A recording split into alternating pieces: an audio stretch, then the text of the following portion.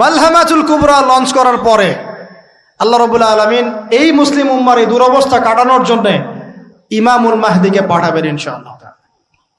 কোত্থেকে আসবেন? নবীজি বলছে যখন দেখবে খোরাসান থেকে ব্ল্যাক ফ্ল্যাগস গুলো বের হয়ে গেছে, এইভাবে আসছে হাদিসে, বরফের উপরে সাঁতার কেটে হলেও তাদের সাথে যোগ দিব। ওই সময় ওয়ার্ল্ডের অবস্থা কেমন থাকবে আমরা জানি না, হাদিসে এভাবে আছে। নবীজি বলেছেন খোরাসান থেকে যে মুজাহিদিনরা বের হবেন তাদেরকে কোনো বাহিনী পরাস্ত করতে পারবে না, এমনকি তারা জেরুজালেম পর্যন্ত পৌঁছে ওটাকে জয় করবে। হাদিসে আসছে, কিছু করার নেই। হাদিস সহিহ না জয়ীফ না জাল, ওলামায়ে কেরামকে জিজ্ঞেস করে নি, এটা হাদিসে আছে, কিছু করার নেই। পৃথিবীর ভবিষ্যৎ লেখা হয়ে গেছে। ইমামুল মাহদী এখান থেকে মদিনা থেকে তিনি পালিয়ে চলে আসবেন মক্কায়। তিনি নেতৃত্ব নিতে চাইবেন না, মানুষ জোর করে তাকে নেতৃত্ব দিবে। হাজার আসওয়াদ এবং মাকাম ইব্রাহিমের মাঝখানে তার হাতে বায়াত নেওয়া হবে। কতজন বায়াত নেবেন? 313 জন। 300। এরপর শাম থেকে একটা বাহিনী তার সাথে যুদ্ধ করতে আসবে। আল্লাহ পাক তাদেরকে মক্কা মদিনার মাঝখানে বাইদা নামক জায়গায় ধসিয়ে দিন, ধসে যাবে, সব আসতে পারবে না। তারপরে বনু কালব নামে একটা গোত্র থাকবে আরবে, ওই কালবের সাথে ইমাম মাহদী যুদ্ধ হবে, ইমাম মাহদী জয়লাভ করবেন ইনশাআল্লাহ। তারপরে তিনি সারা ওয়ার্ল্ডটাকে আবার রুল করা শুরু করবেন। হাদিসে আসছে তিনি গুনে গুনে গনিমতের মাল দিবেন না, মুষ্টি ভরে ভরে মুসলমানদেরকে দান করবেন ইনশাআল্লাহ। তারপরে বের হবে মাসিহুদ দাজ্জাল মানুষের রূপে, ওই যে 4টা জায়গার কথা বললাম, সে বের হবে ইত্যাদি ইত্যাদি। এবার সে মানুষের রূপ ধরে আমাদের সমাজে প্রবেশ করবে এবং তার অনুসারীদেরকে নিয়ে ম্যাসাকার করা শুরু করবে। কিন্তু মুসলিমদের মধ্যে একটা বাহিনী শেষ পর্যন্ত তার সাথে যুদ্ধ করতে থাকবে। হতে হতে হতে হতে যখন মুসলিমরা একটু কোণঠাসা, আল্লাহ পাক পাঠাবেন আসমান থেকে ওই মাসিহকে, যে মাসিহকে তারা চিনতে পারেনি। আর ওরা যাকে মাসিহ মনে করছে, তাহলে এই মাসিহটা কে? এ মিথ্যা মাসিহুদ দাজ্জাল। কথা বুঝতে পারছেন? তাহলে সবচেয়ে বড় প্রতারণা শিকার কারা হচ্ছে? মাসিহুদ দাজ্জাল ওদেরকেই প্রতারণা করছে। বুঝতে পারেননি কথা? ওদের সাথেই সবচেয়ে বড় প্রতারণা হচ্ছে। ওরা মনে করছে এই সত্যিকারের মাসিহ, সে আসলে আমরা বিশ্ব রুল করবো। সে সত্যিকারের মাসিহ নয়। ঈসা ইবনে মারিয়াম আসবেন কিভাবে সেটাও এসেছে। 2 জন ফেরেশতার কাঁধে ভর দিয়ে তিনি নামবেন শাম অর্থাৎ সিরিয়ার দামেস্ক শহরের মধ্যে। কোন শহর? দামেস্ক। এই জায়গাগুলো খুব বরকতময়। আল্লাহ নবী দোয়া করেছেন, আল্লাহ শামে বরকত দাও, আল্লাহ ইয়েমেনে বরকত দাও, আল্লাহ শামে বরকত দাও, আল্লাহ ইয়েমেনে বরকত দাও।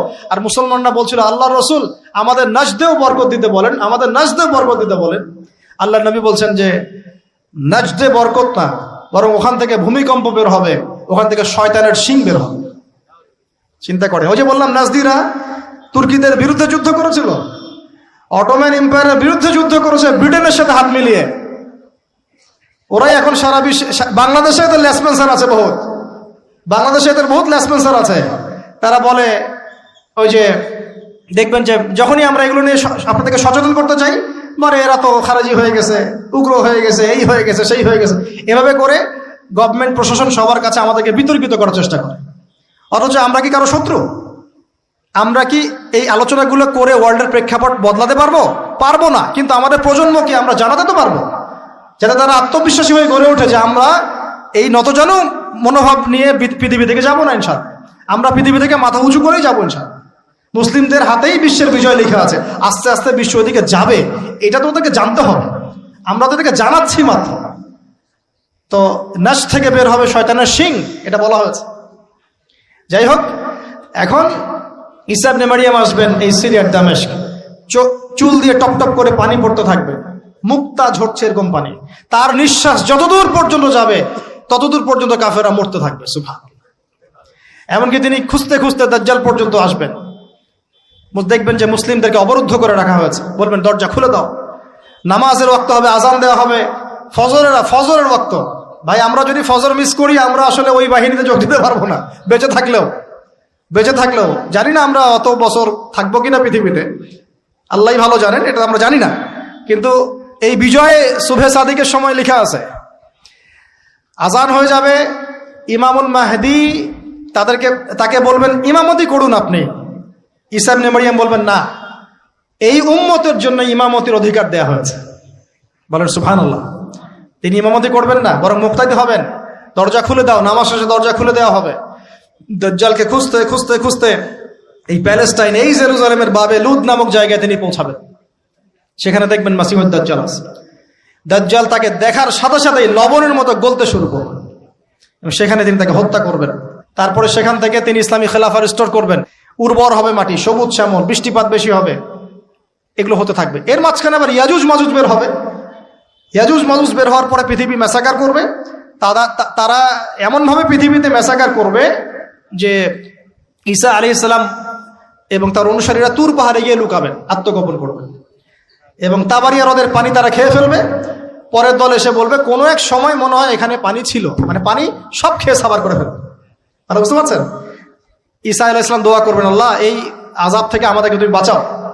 আল্লাহ পাক তখন তাদের ঘাড়ের মধ্যে একটা ভাইরাস দিয়ে দিবেন, ভাইরাস, পোকা ভাইরাস। এই এক ভাইরাসের সব ইয়াজুজ আর মাজুজ শেষ।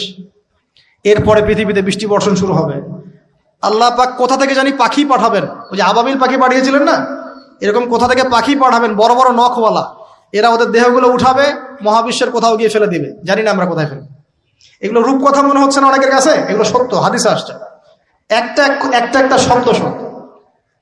এরপর 40 বছর এভাবে চলে যাবে, ঈসা আলাইহিস সালাম ইন্তেকাল হবে। তারপরে হাদিসে আসছে মানুষ আবারও খারাপ হওয়া শুরু করবে। এত খারাপ হবে, এত জঘন্য হবে যে আল্লাহ শব্দটা বলার মতো একটা মানুষ আর পৃথিবীতে থাকবে না। একটা মিষ্টি মৃদু একটা বাতাস আসবে, এই বাতাস মুমিনদের বগলের নিচ দিয়ে প্রবাহিত হবে এবং যার অন্তরে এক সরিষা দানা পরিমাণ ঈমান আছে, ওই বাতাসে তার জান কবজ হয়ে যাবে। বাকি থাকবে সব এই যে গরু ছাগল হাঁস মুরগির মতো মানুষ, গবাদি পশু। আল্লাহ বলার মতো মানুষ নাই, রাস্তা মোড়ে মোড়ে জেনা করবে। এটা আরো অনেক পরের কথা, অনেক পরের কথা। আমরা ওই যুগ দেখতেও চাই না, বাঁচতেও চাই না ওই যুগে, তাই না ভাই? আল্লাহ পাক বলছেন এরপরে, আল্লাহ রাসূল সাল্লাল্লাহু আলাইহি ওয়াসাল্লাম বলছেন এরপরে একদিন সকালে হঠাৎ করে দেখবে কেনা বেচা করতে করতে, কথা বলতে বলতে, পানি পান করতে করতে, খাবার খেতে খেতে এই যে পশ্চিম দিক থেকে সূর্য উঠে গেছে। তার মানে কি ওই দিন কিয়ামত হয়ে যাবে এবং এটা এত ফাস্ট হবে, এত দ্রুত হবে। আল্লাহ রাসূল সাল্লাল্লাহু আলাইহি ওয়াসাল্লাম বলেছেন যে কেউ বাসায় ফিরে যাবে, আহাল পরিবারের সাথে একটা দেখা করবে, এই সুযোগ পাবে না। একদম ইনস্ট্যান্ট একটা বজ্রনীনাদ, প্রচন্ড মানে শব্দ, এটাতে বিকট একটা শব্দে পুরো মহাবিশ্ব তোলপাড় সৃষ্টি হয়ে যাবে, একদম শেষ। এই হলো সিঙ্গার প্রথম ফুক, শেষ, সব ডেট। এই যে আমাদের এত বাহাদুরি, এত কিছু সব শেষ, মানে পৃথিবী আস্তে আস্তে ওর শেষের দিকে যাচ্ছে। এগুলো ভাই বিশ্বাস করেন, পৃথিবীর সমস্ত সংগঠন, জালেম, কাফের, ফাসেক, মুশরিক, মুনাফিক যা আছে পৃথিবীতে একত্রিত হয়েও এই সত্যটাকে কেউ টলাতে পারবে না। আমরা সারা মুসলমানরা মিলেও যদি এই সত্যটাকে টলাতে চাই, পারবো না। মানে আস্তে আস্তে আলটিমেট গোল এটাই পৃথিবীর। এরপরে কিয়ামত, তারপরে তো আপনারা জানেন কি হচ্ছে, ফামান ইয়া'মাল মিসকালা যাররাতিন খায়রান ইয়ারাহ, এক চুল পরিমাণ যদি ভালো কাজ কেউ করে থাকে তাকে সেটা দেখানো হবে। ওয়া মান ইয়া'মাল মিসকালা যাররাতিন শাররান ইয়ারাহ, এক চুল পরিমাণ খারাপ কাজ আমরা কেউ করে থাকলে দেখানো হবে। তবে যারা লা ইলাহা ইল্লাল্লাহ এই তাওহীদের উপর থাকবে, যত বড় গুনাহ করুক না কেন আল্লাহ মাফ করে দিবেন ইনশাআল্লাহ, ইনশাআল্লাহ। কারণ আমাদের জন্য নবী সাল্লাল্লাহু আলাইহি ওয়াসাল্লাম সুপারিশ করবে। তাই বলে কি আমরা গুনাহ করতে থাকবো এখন? এটা নবী সাল্লাল্লাহু আলাইহি ওয়াসাল্লামের শান, তার মর্যাদা। আল্লাহ রাসূল সাল্লাল্লাহু আলাইহি ওয়াসাল্লাম এই কথা বলে গিয়েছেন যে কবিরা গুনাহগার মুসলমানদের জন্য আমি সুপারিশ করব। তাওহীদের উপর যারা থাকবে ইনশাআল্লাহ জান্নাত, শিরকে থাকলে, কুফরিতে থাকলে জাহান্নাম ছাড়া কোনো গতি নাই। এই হলো পৃথিবীর শেষ। আমরা তো জান্নাতে যেতে চাই কি চাই না ভাই? তাহলে এখন আমরা জানি যে এই অবস্থা কেন হচ্ছে। যখন মানুষের অস্ত্র ধরার সুযোগ থাকে না, তখন তার অস্ত্রই হচ্ছে অস্ত্র। অস্ত্র কি? মানে চোখের পানি, এটাই আপনার অস্ত্র। ইমাম শাফিঈ রাহিমাহুল্লাহ বলতেন যে তাহাজ্জুদের ওয়াক্ত, মানে যখন শেষ রাত চলে আসে, তাহাজ্জুদের ওয়াক্তে যে দোয়াগুলো করা হয় এগুলো এমন এমন তীর বা এমন অস্ত্র যেটা কখনো ব্যর্থ হয় না। কে চিল্লাচিল্লি করছেন?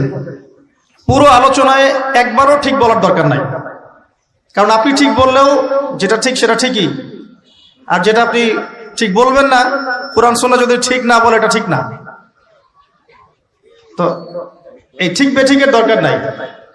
কারণ হচ্ছে আমরা যদি এই আয়োজনটা মসজিদে করতাম, আপনারা কি মসজিদে এরকম শোরগোল করতেন? কথা বুঝেন?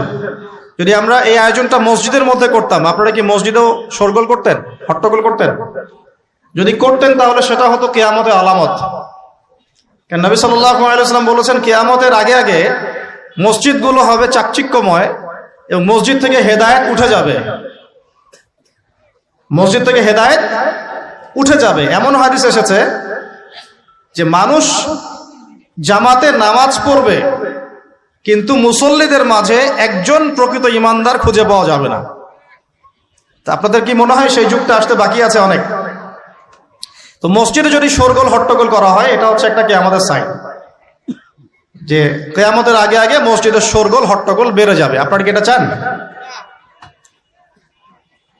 তো আমরা যদি এই আয়োজনটা মসজিদে করতাম, আপনারা কি চিল্লাচিল্লি করতেন, হট্টগোল করতেন?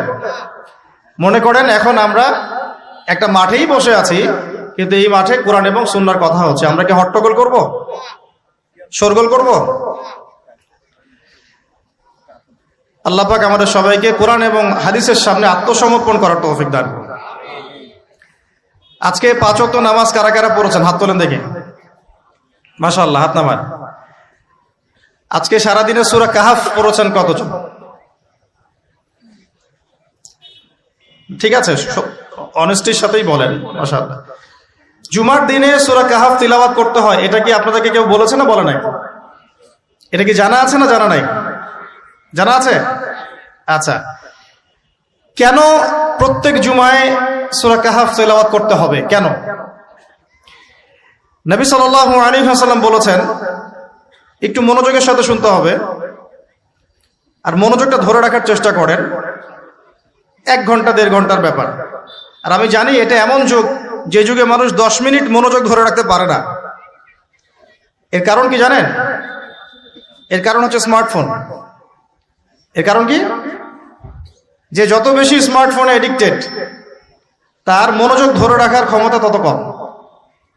আমরা এখন মনোযোগ ধরে রাখতে পারি না, এটা একটা অন্যতম কারণ।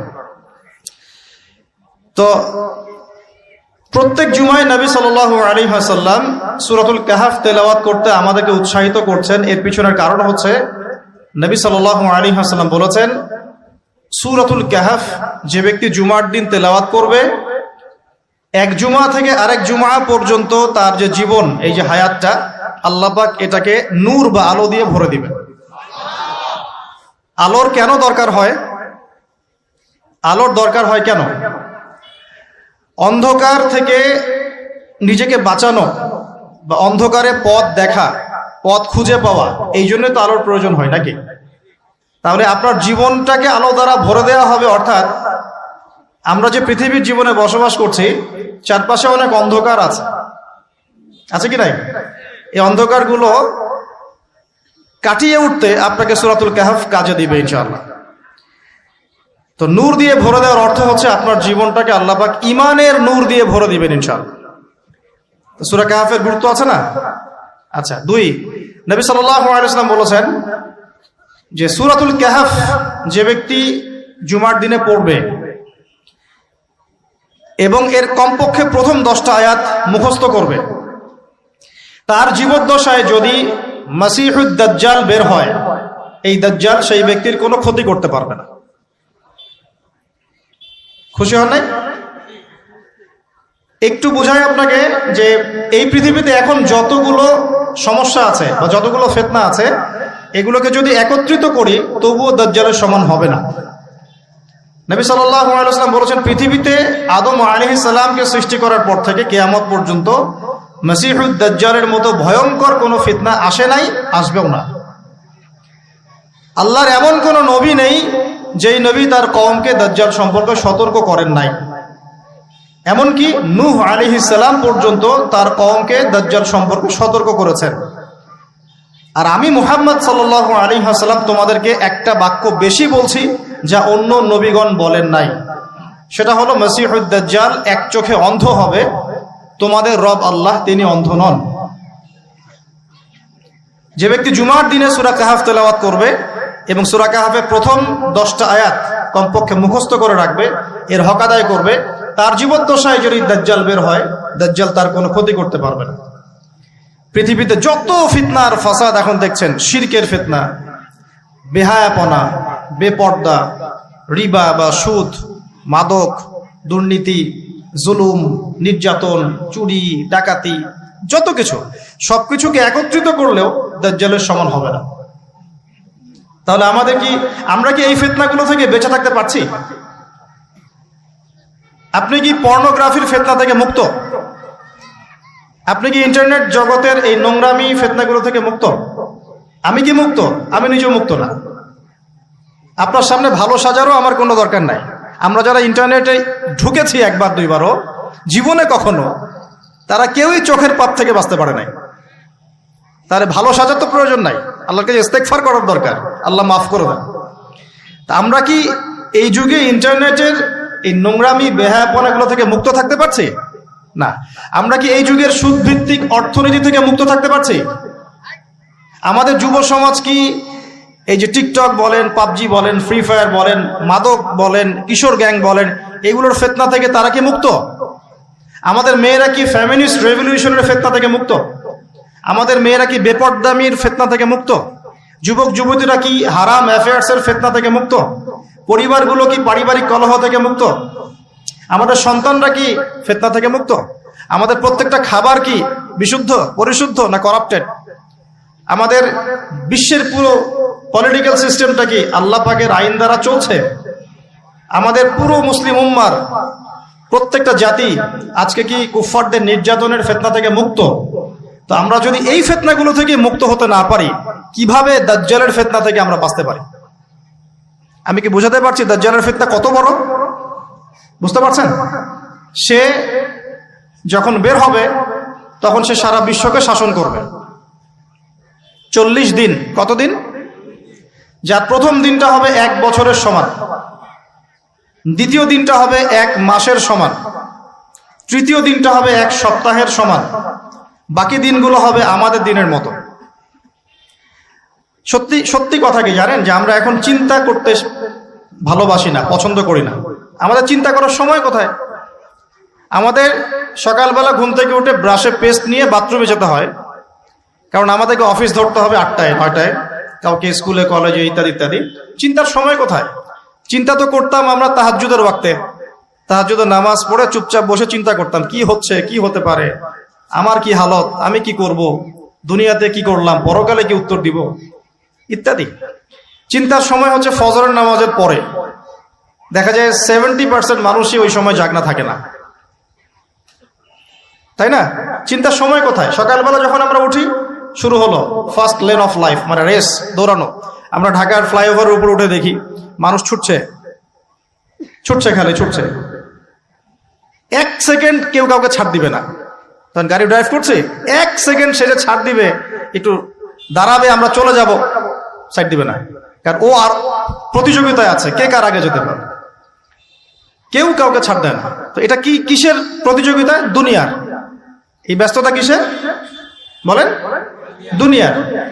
এখন এই ব্যস্ততার সময় ঠান্ডা মাথায় চিন্তা করার সময় কোথায়? এই যে আমি বললাম একটা হাদিস, এই হাদিসটা তো চরমভাবে বিশুদ্ধ, যে দাজ্জালের প্রথম দিনটা হবে 1 বছরের সমান। কখনো কি ভেবেছেন যে 1 বছর একটা দিন কিভাবে হতে পারে? 1 বছরের সমান যদি একটা দিনকে হতে হয় বাহ্যিকভাবে, তাহলে তো এই মহাবিশ্বে বড় কিছু হতে হবে, যাতে পৃথিবীর আর্নিক গতি থেমে যাবে বা স্লো হয়ে যাবে। সায়েন্সে পড়েছেন এখানে কেউ? কেউ কি আছেন ফিজিক্সে পড়েছেন? ওই যে ভাই, আচ্ছা আপনি বলেন, পৃথিবীর গতি যদি না কমে তাহলে কিভাবে একদিন এত বড় হবে? এটা কি সম্ভব ভাই? সায়েন্সে, উনি সায়েন্সে পড়েছেন, ফিজিক্সে। তাহলে কি মহাবিশ্বে এমন কিছু হতে যাচ্ছে? যদি হয় তাহলে আমাদের এই সাজানো গোছানো দুনিয়ার কি হবে? আরো চিন্তা করি নাকি এর অন্য কোনো ব্যাখ্যা আছে, যে ব্যাখ্যা আমি জানি না? ভাবতে হবে। আমি চাচ্ছি আজকের লেকচারে আপনারা একটা নসিহত দিয়ে বাসায় যান, সেটা হচ্ছে ভাবতে হবে। কি করতে হবে? ভাবতে হবে, চিন্তা করতে হবে। একটু থামেন। এই যে ব্যস্ততার যুগে আপনি ঢুকে গেছি আমরা, সকাল থেকে শুরু করে রাত পর্যন্ত একটাই ফিকির, একটাই চিন্তা, টাকা পয়সা, বাড়ি গাড়ি, স্ত্রী সন্তান, বউ বাচ্চা, আমার ক্যারিয়ার, আমার রিজিক, এই তো। একটু এর মাঝে সময় নেন, আল্লাহকে সময় দেন, নিজের অতীতের পাপগুলোকে নিয়ে ভাবেন। কত বছর আমরা পৃথিবীতে থাকতে পারি? হাইয়েস্ট কত বছর? 100 বছর হাইয়েস্ট। ভাবেন তারপরে কি হবে? আমার পরে আমি কোন প্রজন্ম রেখে যাচ্ছি? ওরা কি আদৌ আমার জন্য রব্বির হামহুমা কামা রব্বায়ানি সগীরা পড়তে পারবে? আমি কি ওকে শিক্ষিত করলাম? আলিফ বাও তো চিনে না আমার ছেলেটা, আমার ছেলে আলিফ বাই চিনে না। এই জেনারেশনের একটা জেনারেশন ছিল আমাদের আগের জেনারেশন, মাশাআল্লাহ। তখন কি হতো, প্রত্যেকটা গ্রামে গ্রামে, শহরে শহরে, স্কুলে কলেজে, বিভিন্ন জায়গায় বাধ্যতামূলক আপনি আরবি পড়তেন। এখন বিশ্বাস করেন তো, আপনি তো বিশ্বাস করেনই, আমি জানি। বিশ্বাস করেন কি যে আপনি এখন আরবি থেকে অনেক দূরে সরে গেছেন? আপনি এই যে পড়াশোনা করেছেন, ওই যে ভাই হাত তুললেন ফিজিক্সে, মিনিমাম 20 বছর, তা আপনি 20 বছরে 20টা সূরা শিখেছেন কি?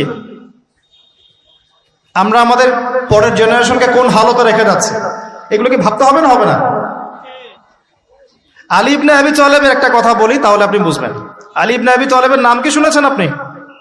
শোনা উচিত ছিল। তার আপনার আইডল। মেসি নেইমার আপনার আইডল নয়। মেসি নেইমার সৌদি আরবের আইডল। কিসের আইডল? আমাদের আইডল নয়। আমাদের আইডল হচ্ছে মুহাম্মদ সাল্লাল্লাহু আলাইহি ওয়াসাল্লাম, সাহাবায়ে কেরাম, তাবে তাবেঈন, ইমামগণ, মুজতাহিদ কেরাম, মুজাহিদিন। আলী ইবনে আবি তালেব বলতেন যে মানুষ যখন দুনিয়ায় চলাফেরা করে তখন মনে হয় সে ছাড়া দুনিয়াতে আর কিছুই নাই, আর সে এমন ভাবে দুনিয়া থেকে চলে যায় মনে হয় সে কখনো দুনিয়ায় ছিলই না। দুটো কথা ভাবেন, ভাবতে হবে। আজকের লেসনটা কি? ভাবতে হবে। তিনি বলছেন মানুষ এমন ভাবে দুনিয়ায় চলাফেরা করে মনে হয় সে ছাড়া দুনিয়াতে আর কিচ্ছু নাই। আমাদের চলাফেরা এমন না? দেখেন প্রত্যেকটা অঙ্গনেই, পলিটিক্যাল অঙ্গন, ইকোনমিক অঙ্গন, ধর্মীয় অঙ্গন। পলিটিক্যাল অঙ্গনে একজন নেতার চলাফেরা দেখলে মনে হচ্ছে সে ছাড়া কিছুই নাই দুনিয়াতে। যারা অর্থনৈতিক জীবনে নেতৃত্ব দিচ্ছেন তাদের কাছে মনে হচ্ছে আমরা ছাড়া দুনিয়ার ইকোনমির আর মধ্যে কিছুই নাই। আমরা যারা ধর্মতাত্ত্বিক ভাবে চলাফেরা করি মনে হয় যে এই হুজুর ছাড়া আর কিছুই নাই দুনিয়াতে। আমার চেয়ে বড় শায়খ আর কে আছে, আমার চেয়ে বড় আর আলেম আর মুফাসসির কে আছে? সমস্যা সবার ভিতরে। শুধু এক শ্রেণীর মানুষকে আপনি টার্গেট করে আঘাত করে কথা বলা যাবে না। দেখতে হবে দূরদর্শিতার সাথে, সমস্যা সবার ভিতরে। এখন দেখেন আমরা দুনিয়াতে চলছি, মনে হচ্ছে যে আমরা ছাড়া আর কিছুই নাই মনে হয়, কিন্তু মানুষ দুনিয়া থেকে চলে গেছে। প্রায় মিলিয়ন, বিলিয়ন, ট্রিলিয়ন মানুষ এখন দুনিয়া থেকে চলে গেছে সূচনা থেকে এই পর্যন্ত। তাদের কোনো খবর আছে? কাদের খবর আছে? যারা এই দুনিয়াতে থাকাকালীন এমন কিছু করে গিয়েছিল যার ফলশ্রুতিতে আল্লাহ পাক তাদেরকে চিরস্মরণীয় করে রেখেছে। আমরা কি আবু বকর সিদ্দিকের নাম শুনে নেই? তার কৃতিত্ব মর্যাদা কি কমে গেছে না বেড়েছে? উমর ইবনুল খাত্তাবের নাম শুনি নাই? পৃথিবীর শেষ পর্যন্ত তার মর্যাদা কি কমে যাবে? উসমান বিন আফফানের নাম শুনেছেন? তার কথা কি আমরা আলোচনা করি না সম্মানের সাথে? আলী রাদিয়াল্লাহু আনহুর কথা বললাম, তার কথা কি আমরা সম্মানের সাথে আলোচনা করি না? করি। তার মানে আমরা আমাদের কীর্তি দিয়ে, ভালো কিছু কাজ দিয়ে এই দুনিয়াতেও অমর থাকতে পারি, আল্লাহর কাছেও সম্মান পেতে পারি। এটাই কি আমাদের জীবনের উদ্দেশ্য হওয়া উচিত না? ভাবতে হবে কিনা? আল্লাহ পাক আমাদেরকে তৌফিক দান করুন। যে পয়েন্ট থেকে আসলাম, কিভাবে সম্ভব বলেন তো একটা দিন এত লম্বা হওয়া? ভাববেন আপনারা, পরের দিন 1 মাসের সমান, তারপরের দিন 1 সপ্তাহ, তারপরের দিন আমাদের মতো। এভাবে কে বিশ্ব শাসন করবে বলেন? দাজ্জাল শব্দের অর্থ হচ্ছে মহামিথ্যাবাদী। কি নাম? মানে যার মিথ্যার উপরে পিএইচডি আছে, মিথ্যার উপরে। আর মাসিহুদ দাজ্জাল সবচেয়ে বড় মিথ্যাবাদী। দাজ্জাল মানে মহা প্রতারক, যে আপনাকে এমন ভাবে প্রতারিত করতে পারে যার খবর হদিস আপনি পাবেন। আমরা আস্তে আস্তে আসতেছি দাজ্জাল এবং তার সাথে বর্তমান সভ্যতার কি সম্পর্ক, এবং সামনে কিভাবে সে বিশ্বটাকে শাসন করতে পারে। সে বিশ্বকে শাসন করবে। এখন আমাকে বলেন, আমার দিকে তাকান, আমাকে বলেন, একজন ব্যক্তি যদি বিশ্বকে শাসন করতে চায় তার অনুসারী লাগবে কি লাগবে না? একা একা একজন ব্যক্তি বিশ্ব শাসন করতে পারে? ও আচ্ছা, দাজ্জাল কি মানুষ না জিন নাকি? দাজ্জাল কে? এটা ফেরেশতা নাকি জিন না মানুষ? কি? এটাও একটা প্রশ্নের বিষয়। কিভাবে? দেখুন, আল্লাহর নবী সাল্লাল্লাহু আলাইহি ওয়াসাল্লাম বলছেন নূহ আলাইহিস সালামের সময়ও নূহ আলাইহিস সালাম তার কওমকে দাজ্জাল সম্পর্কে সতর্ক করেছেন। তার মানে পৃথিবীর সূচনা থেকে সে পৃথিবীতে ছিল এবং সে বের হবে শেষ জামানায়, এবং বের হয়ে সে তার অনুসারীদেরকে নিয়ে বিশ্বটাকে শাসন করবে। তার মানে অনেক লম্বা একটা হায়াত সে পেয়েছে। কোন জাতি এত লম্বা হায়াত পায় বলেন তো? কোন জাতি? মানব জাতি এত লম্বা হায়াত পায়? একটা মিস্টেরিয়াস ক্যারেক্টার দাজ্জাল। সে কি? তারপরে দেখুন নবী সাল্লাল্লাহু আলাইহি ওয়াসাল্লাম একটা হাদিসের মধ্যে বলেছেন যে তাকে ওই তামিম দারির ওই দ্বীপে বন্দী করে রাখা হয়েছে। আপনারা হাদিসটা জানেন, অনেকে জানেন। দ্বীপে বন্দী থাকা অবস্থায় তাকে সাহাবীরা দেখেছেন অনেক বিশাল আকৃতিতে, ঠিক আছে।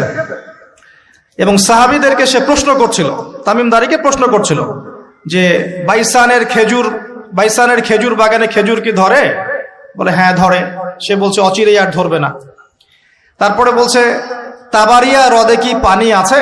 সাহাবীরা বলছেন আছে।